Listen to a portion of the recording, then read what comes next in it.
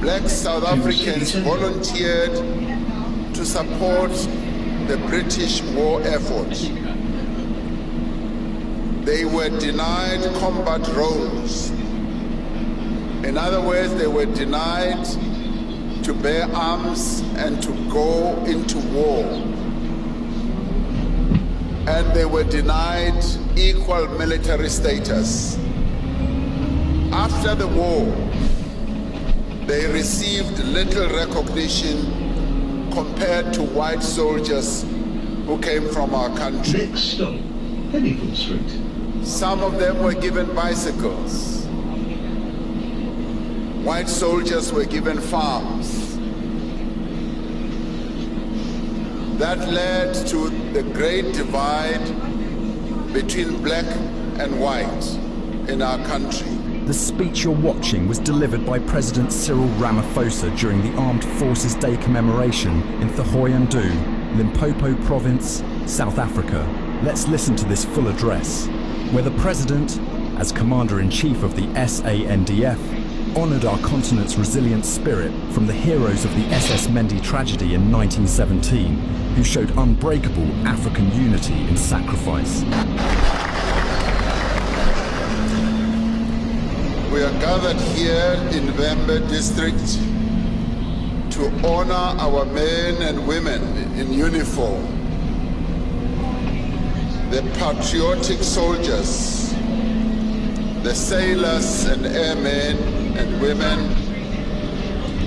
who for 32 years have stood in defense of our democracy, our country and our people. Our armed forces reflect the diversity of the people of South Africa, a people of different identities and varied origins, united in our shared nationhood and common purpose. We are united and we've been saying, for this issue of the land, this issue that Donald Trump fears so much, we offer this question of the land. I don't know what Donald Trump has to do with South African land, because he's never been here.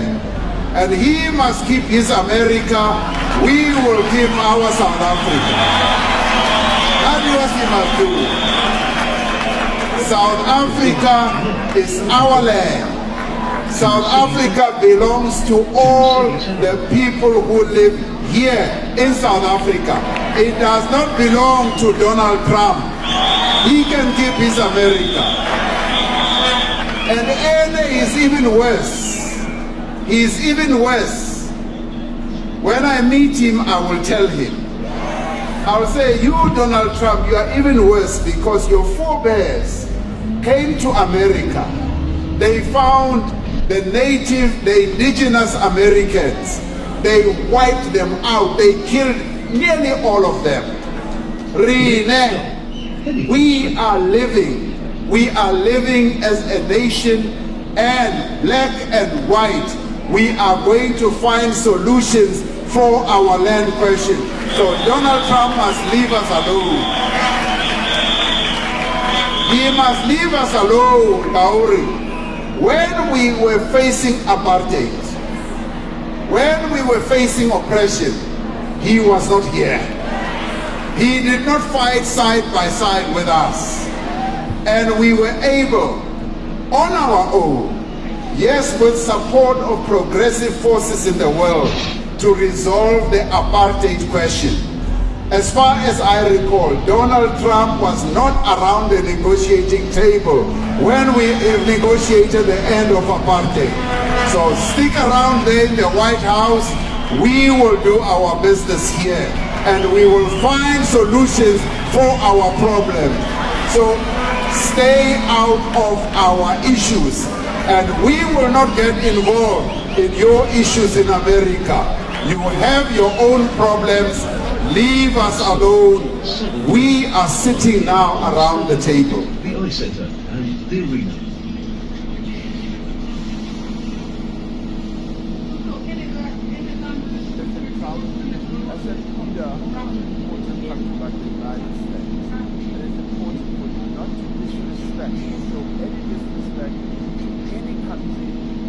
world wants the United States to engage with the world, with other countries, due regard, with respect, particularly Africa. Africa is the origin of humanity, and you must therefore respect your origin. President Trump's origins and his roots are in Africa. This war must be settled, and it must be settled through negotiations and through diplomatic means. The war cannot go on forever. All wars have to be settled and come to an end at some stage. And we are here to communicate a very clear message that we would like this war to be ended. It's the children who have been caught up in this conflict should also be returned to where they have come from, their homes. Chance of you making any contact with Donald Trump, asking him, appealing him to stop this deadly vanity project of his? We have issued a clear statement that we want a ceasefire. We want this madness to come to an end. And Donald Trump is very busy right now. He's got a war on his hands. And obviously, if the opportunity were to open, we would talk and say there must be a ceasefire.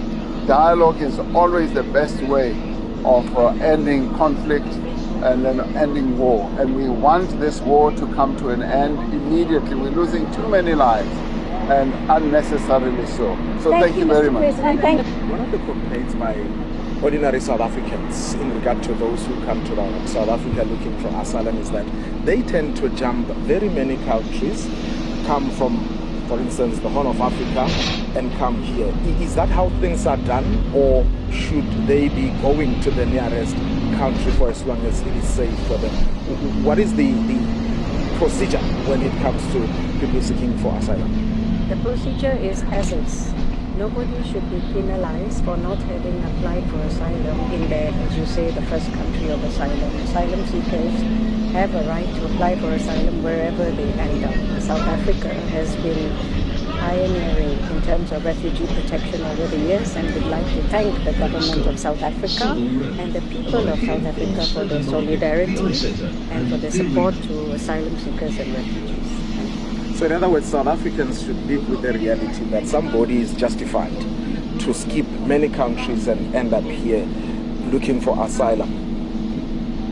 As I said, asylum seekers have, under international conventions, have the right to apply for asylum wherever they find themselves and wherever they feel comfortable applying for asylum. Also in that regard, UNHCR understands the dilemma of states in terms of people, in terms of asylum seekers having moved many countries to come here. So what we are trying to do is also to see how we can better enhance our work with states to strengthen the route-based approaches, meaning how do you support asylum seekers in the areas where they have crossed, and to better anchor them there. What kind of support do they need in order to avoid them making dangerous journeys down the line to different countries? How the hell does it make sense for someone to flee Ethiopia, skip Kenya, Tanzania, Zambia, all which are safe countries, and rock up in South Africa demanding asylum? The UN rep says it's their right to apply wherever they feel comfortable. Comfortable? What about us? We're not a bottomless pit of resources. South Africans are struggling with jobs, housing, healthcare, and we're supposed to just absorb everyone who feels like showing up. This isn't compassion, it's exploitation. The rep talks about route-based approaches to anchor people closer to home, but that is all lip service. The UN knows the dilemma that we're facing, and they continue to push all these problems onto us and then frame it as solidarity. Sorry, but that's disingenuous at best. You're targeting 4 countries, including Afghanistan, with the new visa bans. But in reality, Pakistan accounts for the biggest share of people who enter the UK on legal visas and later claim asylum, about a quarter of the total, or nearly 10,000 people last year.